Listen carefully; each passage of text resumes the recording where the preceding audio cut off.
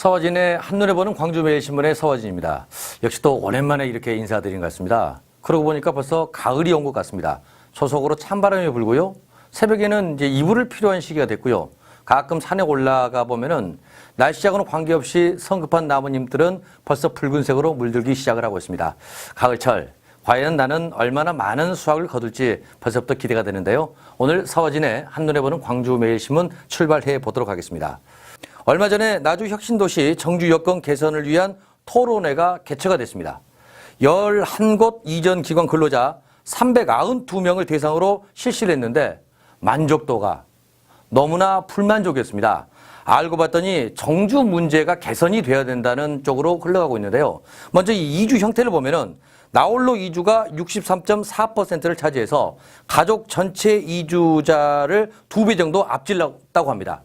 실제 그 불만족의 비율을 보니까 무려 73.2%에 달했다고 합니다. 너무 높게 나오지 않았나는 생각이 드는데 만족은 불과 18.2%에 불과했다고 합니다. 알고 봤더니 이게 교육과 교통 여건 그리고 여가 시설에 대한 불만이 매우 컸다고 합니다. 뭐 이런 이유에서인지 은퇴 후 혁신도시에 지속적으로 정착할 의사 불과 14.2%에 지나지 않았다고 합니다. 정말 안타깝지 않습니까? 이런 뭐 정주 여건이 좀 개선되어야 될 것 같습니다. 그분들이 원하는 정주 여건 꼭 한번 들어서 개선을 해 주십시오. 정주 여건이 개선되어야지 가족 동반 이주율도 높아지고 따라서 업무 효율도 높아지지 않겠습니까? 내년이 되면은 이제 16개 기관 모두 이전하게 됩니다. 그러면은 지역의 중심 도시를 넘어서 명실상부한 대한민국의 에너지 수도로 도약을 할 것인데 정주 개선을 위한 노력 이것은 누구의 문제가 아니라 모두의 문제이지 않을까 하는 생각이 듭니다. 여러분 드디어 결정이 됐습니다. 뭐가 결정이 됐냐면요. 광주시 시금고 조례 개정이 완료가 됐습니다. 따라서 4조 원대 시금고 유치 경쟁이 본격화될 전망이라고 그럽니다. 조례 개정 과정을 보면은 순탄치는 않았습니다. 원안 가결을 할 것이냐 수정 의결이냐를 놓고 의원 간의 의견도 갈렸고 그리고 또 두 차례나 상임위 의결에 보류가 됐고 본회의에서도 시의원과 집행부 간의 공방이 벌어졌다고 그럽니다. 뭐 이에 따라서 윤장현 시장은 이런 답변을 해주셨네요. 객관적이고 투명하게 지역사회 발전에 보탬이 되도록 금고 선정의 절차를 진행을 하겠다라고 말씀을 해 주셨다고 합니다. 아무튼 조례 개정이 완료가 됐습니다. 따라서 유치 경쟁이 불붙을 것으로 보이는데요. 뭐 현재는 1금고가 광주은행, 2금고가 국민은행입니다. 앞으로 시금고 경쟁에는 광주은행과 국민은행, 거기에 농협, 하나은행, 신한은행 등이 도전할 태세를 갖고 있다고 합니다. 11월 말까지 금고를 지정을 한다고 하니까요. 아무튼 시장님이 약속을 해 주셨습니다. 지역사회 발전에 보탬이 될 수 있는 금고 선정 꼭 부탁드리도록 하겠습니다. 추석입니다. 추석 그러면은 이곳 저곳에서 추석 경기가 살아나서 한바탕 웃음을 짓곤 하는데요. 금년에는 그렇지 않는가 봅니다.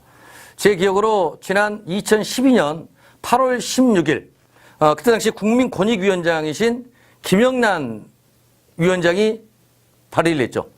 어떤 공간이 부정청탁 및 금품 등 수수 금지에 관한 법률 이게 통과돼서요. 이곳 저곳이 너무나 불황이라고 그럽니다. 그렇지 않아도 현재 그 대한민국 경기가 불황입니다. 거기에 김영란법까지 함께 겹치면서 명절 특수가 사라지고 있다고 그럽니다. 잘 보니까 지난 6일이었죠. 지역업계와 관가 등에 따르면 추석 선물용 배와 굴비는 그 판매량이 늘어야 되는데 20% 이상 줄었다고 그럽니다. 판매가 되더라도요. 굴비 같은 경우를 보면은 과거에는 10만 원짜리가 절반가량 판매가 됐는데 이번 추석 대목에는 6만 원짜리 상품이 많이 팔린다고 그럽니다.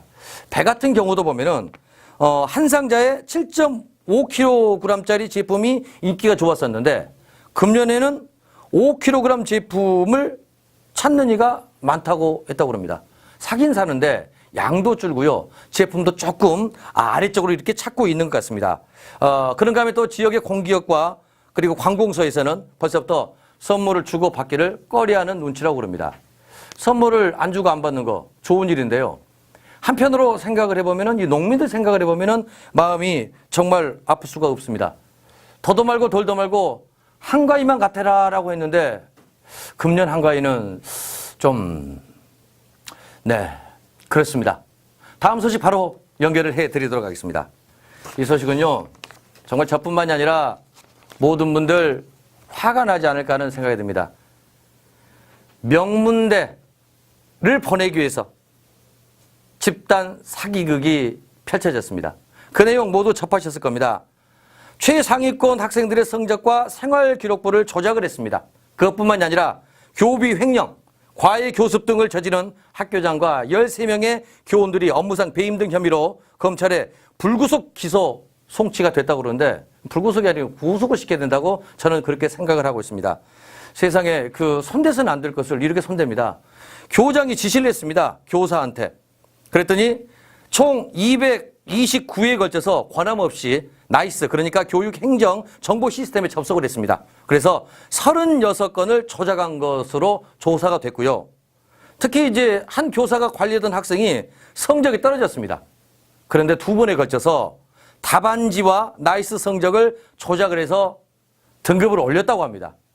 이게 말이 됩니까? 이렇게 해서 좋은 대학 가면 뭘 합니까?